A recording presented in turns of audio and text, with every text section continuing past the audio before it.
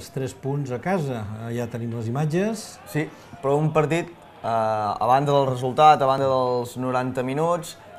del bon partit d'Agi, una altra vegada, que fa aquesta genialitat al minut 21 i després amb una mica de sort de la rematada aconsegueix avançar el Degà. A banda de tot això, a banda de la remuntada del Júpiter, el més comentat, sens dubte, és la marxa de Joan Mármol, que deixarà la banqueta a final de temporada. L'entrenador que fins fa... Aquí també veiem un penal no xiulat que podia haver posat 2-0 i del qual el Joan Mármol deia que havia sigut determinant. Doncs el que dèiem, l'entrenador que complia el seu partit 101 a la banqueta del Palamós,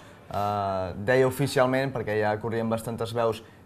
que marxaria a final de temporada, doncs que deixaria el club, un club del qual ha après molt, com bé ha dit ella en roda de premsa, i aquí veiem l'empat de Prat al minut 42, abans d'acabar la primera meitat. El Júpiter era un equip necessitat de punts, era el cuer de la categoria, el Degà ja ho tenia tot fet, anul·laven aquest gol en el Júpiter abans de marcar el gol que donaria la victòria en el cuer, que això era una mala notícia, ja que doncs, feia sumar punts a un equip rival directe de la Jonquera, que amb la victòria al Manlleu doncs, tenia una petita bona notícia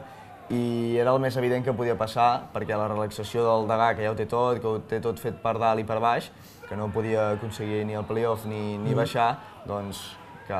les ganes i la necessitat del Júpiter acabés amb un gol i amb aquesta remuntada